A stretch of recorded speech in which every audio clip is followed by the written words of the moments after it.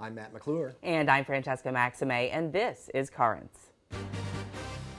As Black History Month heads into the home stretch, we'll take a look at Black Apostolates in Brooklyn. They unite themselves because they are who they are.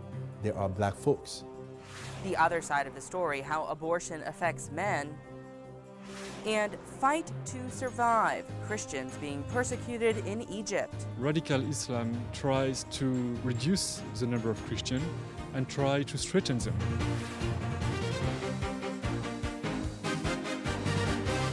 Good evening. Thank you so much for joining us tonight.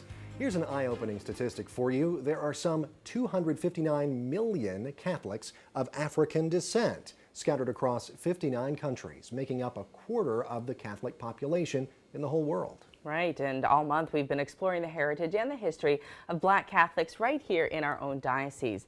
Tonight we conclude our coverage of Black History Month by looking at both the diversity and the unity that mark the faith of Black Catholics in Brooklyn. The Black Catholic diaspora in the diocese is not a monolithic group. And by Bishop DiMarzio, when he established the Vicariate of Black Catholic Concerns, he understood that we're not dealing with one monolithic group. He understood there was a place in the diocese where we needed to address the comprehensive and diverse needs of the entire Black community. And there are diverse needs. We have a flux of people from around the world, Africa, from Nigeria, from Ghana, from Cameroon, from St. Lucia, from Panama, from Haiti, from the Caribbean. Some of them, they unite themselves because they are who they are. They are black folks. But however, at the same time, do they have same need? Let's take Nigerian Catholics, for example. There are so many particularities and different experiences within that one part of the Black diaspora that even in strategizing to serve that community as a diocese, we would still have to come up with a comprehensive plan with very diverse forms of intervention because the needs are so diverse. When you talk about Nigeria, you are talking of people of various languages. You have a few major languages in Nigeria, such as the Igbo, the Yoruba, Hausa, Efik, and in these languages you have so many dialects. Every 5 miles in Nigeria is a different shade of the dialect. So when you say the Nigerian apostolate, you really cannot have such a thing as Nigerian apostolate unless you are able to unite all these people to be one. And it is more or less an impossible task. In terms of having something in common, through the color of our skin, we are together. But however, in terms of cultural aspect, we're different. At times, when there is a celebration with different cultures, and for Haitians to enter into a place where they're having something different that he or she has never seen, it's a culture shock. We have some common things. We have African ancestry. We have some legacy of oppression in the various places where we come from. We have some legacy of colonization.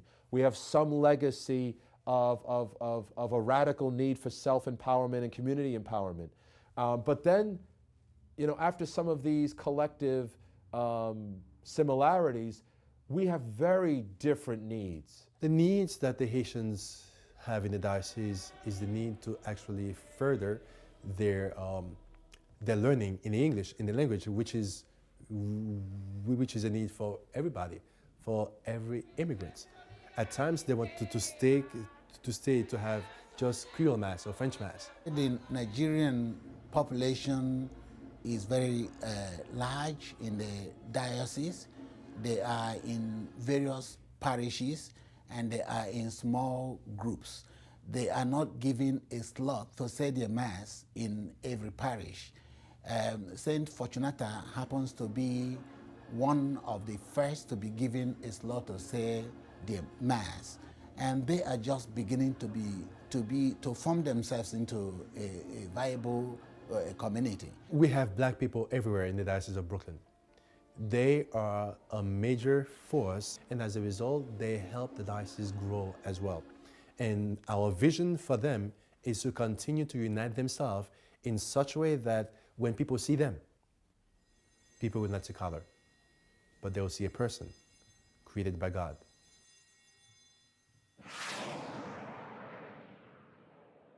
Well, you can see much more on Black History Month over on our website. Just head over to currentsny.net.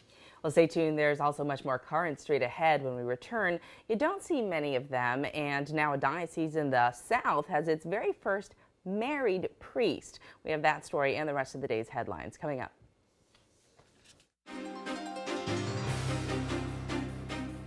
Welcome back to Currents. I'm Francesca Maxime. And I'm Matt McClure. Coming up in just a bit, a close friend of Pope John Paul II takes a detailed look back at the late pontiff's life. But first, let's have a look at the day's headlines. A large number of Christians voted for President Obama in the 2008 election, but a new poll suggests that he may be losing their support. 42% of born-again Christians voted for Obama, but a new survey released by the Barna Group shows more than a third of the same group are now dissatisfied with the president's job performance. More than two-thirds of evangelicals are dissatisfied with the president, and the latest Gallup poll shows 49% of all Americans approve of the job that President Obama is doing. The compromise health care reform bill proposed by the president earlier this week has met with opposition from a pro-life Democratic congressman. Bart Stupak of Michigan authored a pro-life amendment to the House version of the health care bill. That amendment was not in the Senate version, and it was also left out of the president's proposal. Stupak calls the latest plan unacceptable on the issue of abortion and says there is still work to be done before Congress can pass comprehensive health care reform. Meantime, the Catholic Medical Association has issued an open letter to the president and Congress calling on lawmakers to scrap the current proposals and start over. Well, a priest in the Catholic Diocese of Nashville, Tennessee has a unique distinction. He's married and has children. Monday night, Father Prentice Dean was ordained under a provision that allows some rare exceptions to the celibacy rule for priests. I would love to be able to thank the Holy Father for personally signing off on my paperwork. This is just a great thrill. Father Dean had previously been an Episcopal priest, but converted to Catholicism 5 years ago. Under the pastoral provision, the Vatican allowed Dean to be ordained as a Catholic priest. Catholics are going away to non-Catholic churches because we don't have enough priests. We need to be consistent. We need to do what's right for the church, and that means we have to have married priests. So, could allowing more married clergy from other Christian churches to convert and be ordained as Catholic priests be a solution to the current vocation crisis? I just leave that up to the, to the discretion of the church. That's if they keep it this way, I'm fine with that. If they open it up, I'm fine with that too. Well, Father Dean is the first and only married priest in the Nashville Diocese. There are about 100 married priests in the U.S. Well, Catholics and Mormons should work together to defend religious freedom. The words of U.S. Bishops' Conference President Cardinal Francis George while speaking at Brigham Young University yesterday. Cardinal George was the first cardinal to speak at the Mormon College. During his speech, which was part of the school's Forum series, the cardinal praised members of the Church of Latter-day Saints for their work promoting traditional marriage and for their pro-life stance. George said Catholics and Mormons need to stand together as a, quote, vital bulwark against those who want to make religion a solely private matter. In the wake of religious unrest in Egypt, many Christians there are living in fear. As we hear now from Rome Reports, those who convert from Islam to Christianity are breaking Egyptian law. This is one of the last pictures taken of Mohammed Higazi, because for the father of two, showing his face in public is now a matter of life and death.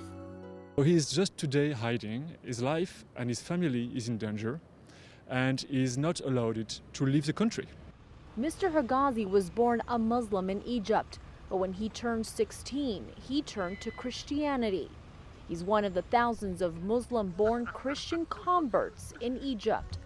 The country's constitution recognizes religious freedom, but the government only allows one-way conversions, from Christianity to Islam, not the other way around.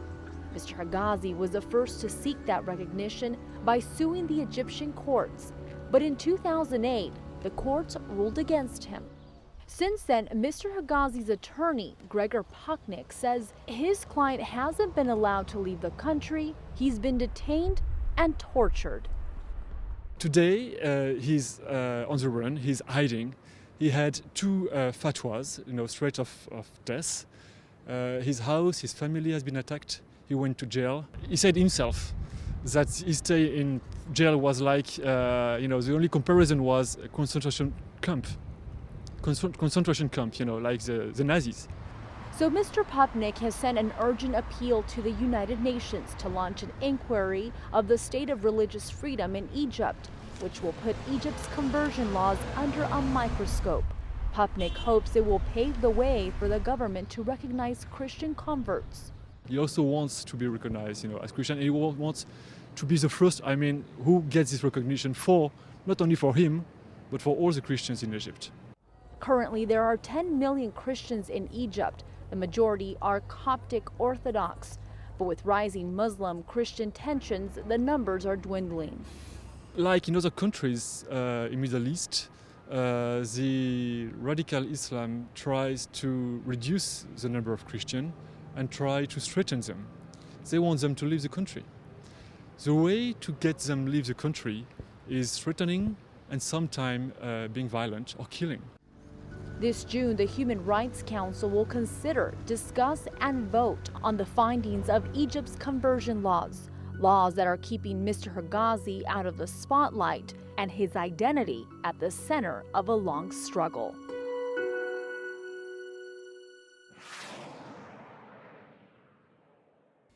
Well, stay tuned. There's much more Currents coming up straight ahead. Just ahead, a side of abortion you don't always hear about.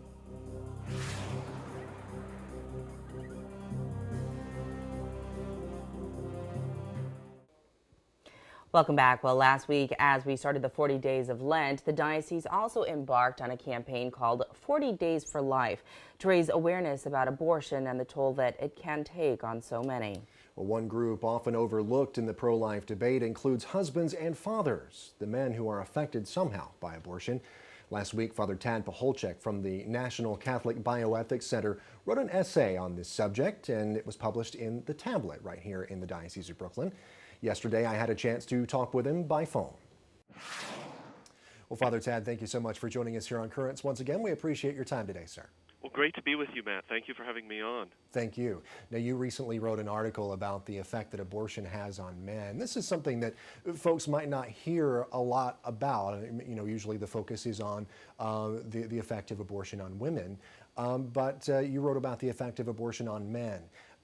What effect does abortion have on men? I'll just put that question to you first. Well, I think men are, in a sense, a kind of silent partner here, and that a lot actually happens on the part of the man, but it often goes largely unacknowledged. It's kind of under the surface. It's the sort of thing that, may simmer for many years before a man is able to confront it and kind of process it in the way that he realizes he needs to. So, when you ask what are some of the effects of abortion on men, I think, you can come at it from two angles. One would be to say that abortion has the practical effect, because it's widely available, commonly adverted to in our society. It has the practical effect of providing a kind of cover for men who wish to be sexually irresponsible. So this is one bad effect, that it basically permits and promotes sexual license.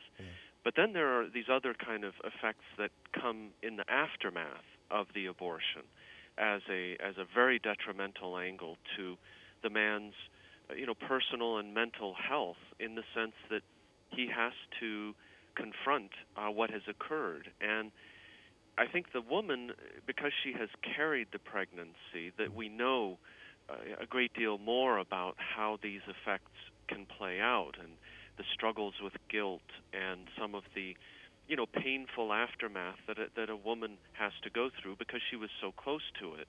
Yeah. But for those men who have been party to an abortion, the same kinds of loss, sense of loss, grieving, sense of guilt, it'll depend, of course, on the way that they were involved, because you can have some men who basically stood on the sidelines and may not have even known that the abortion occurred until after it had been done.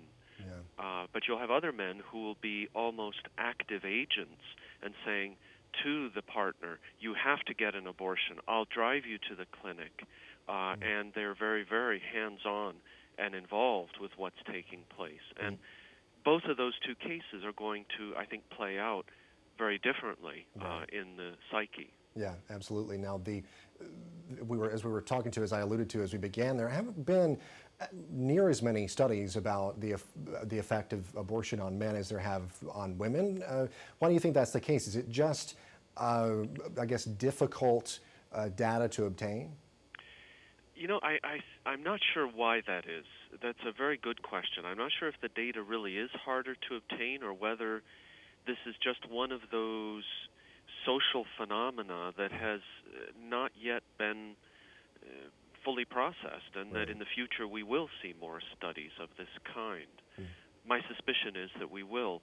I mentioned in that article that you alluded to that when you just look at the dimensions of this, when you realize that we have about 3,000 surgical abortions happening each day in the United States, then you realize that there are 3,000 men who are party to this in some way, 3,000 men who are affected, who are impacted by this decision that has taken place. So this is a lot of men, and I think it's only a matter of time before these studies will be more exhaustively carried out, as I think they are being done more for the women. Right. Now, those men obviously are not, and we've kind of, as we've kind of been talking here, we've kind of been talking more about the fathers of the children, but of course there are the fathers of the women who have the abortions as well, and you know, those are also that's also a group of men, I should say, that are affected as well.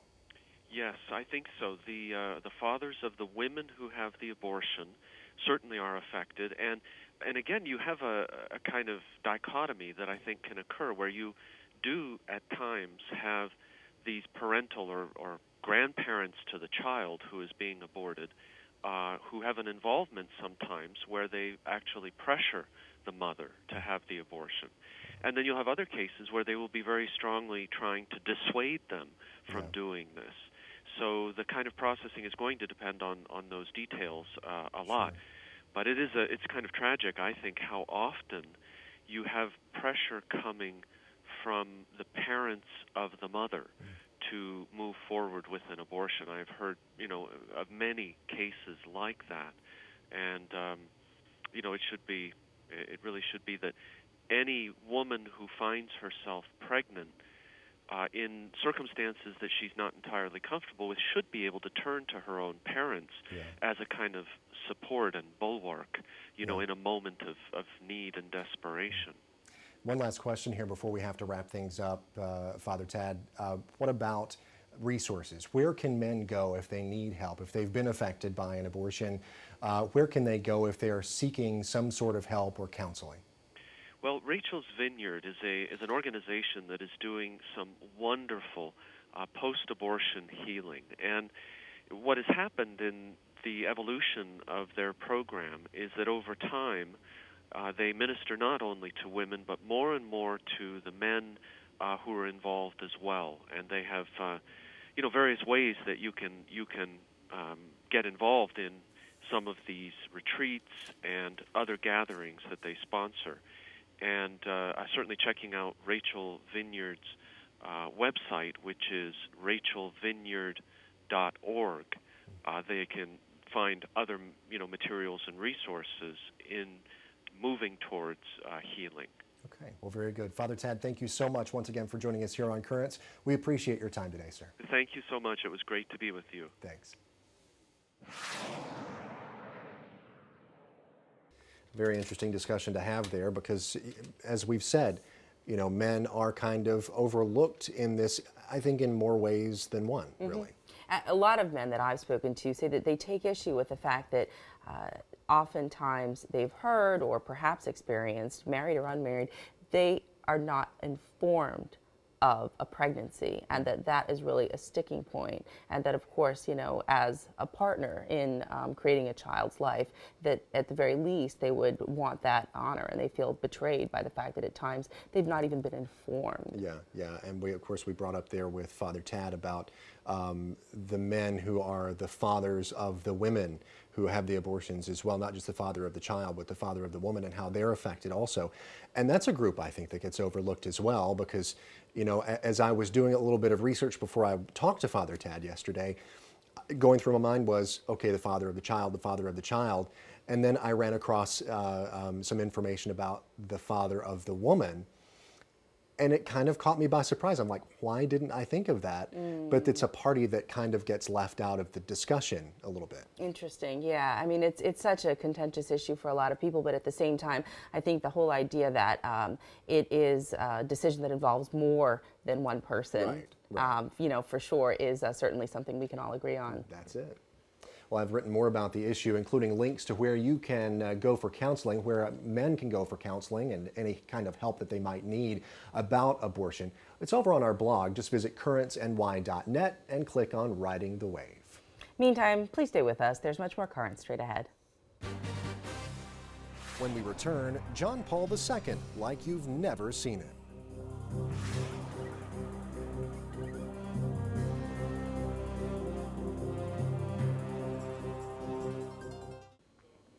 Word this week that the beatification process for Pope John Paul II is almost finished.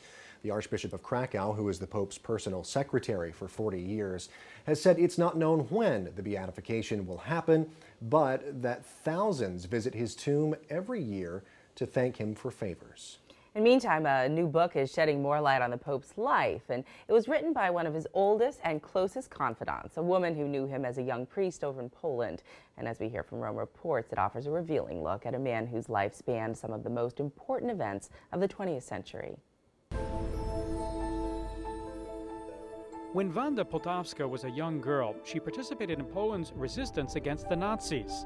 She was later captured by the Gestapo and was deported to Ravensbrück concentration camp. That's where Adolf Hitler's personal doctor, Karl Gebhardt, subjected her to horrific medical experiments.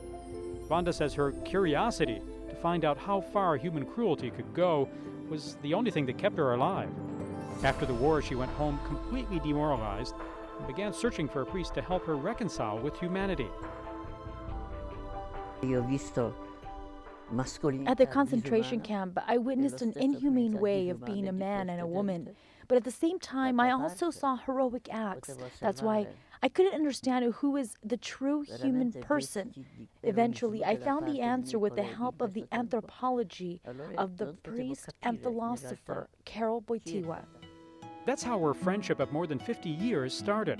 From 1950 until his death, Karol Wojtyła was a confessor, spiritual guide, and personal friend to Wanda Poltawska and her husband, Andrzej. In fact, the couple assisted the late Pope when he wrote Love and Responsibility and The Acting Person. In 1962, Wanda was diagnosed with cancer. The doctors gave her little chance to live. Karol Wojtyła wrote to Padre Pio, asking him to pray for her healing. Miraculously, the cancer disappeared without a trace. Proof of Wanda's friendship with the Pope is spelled out in hundreds of letters they would send each other over the span of 55 years. Wanda would write to him about her reflections on scripture readings that Karol Wojtyła would suggest. He would later add his own ideas. Now Wanda is publishing memoirs of her friendship with the late pontiff. In one letter, Karol Wojtyła recognizes how God had saved him from going to a concentration camp because Wanda had gone in his place. That's why he would refer to Wanda as his little sister, and he would sign the letter, Your Brother Karol. When I met him, I first wanted to see what he would talk about, how he would celebrate Mass. I witnessed how he prayed and understood. He was a saintly priest. I could see that from the first instant. The strong bond between the Poltawskas and Karol Wojtyła remained even after he became Pope. The Poltawskas would attend Christmas gatherings at the Vatican and spend time with them over the summers at Castel Gandolfo. When the Pope was sick, Wanda read books to him out loud so he could rest. His secret is that he loved all human beings. It didn't matter if they were good, bad, or thieves. He treated everyone with love, like Jesus would. He was truly a vicar of Christ on earth. Many biographies exist on John Paul II, but the profile outlined in Diario di un'amicizia, a diary of friendship, by Wanda Poltavska is special. It documents 55 years of a friendship and a new side of Karol Wojtyła, the one of a spiritual guide.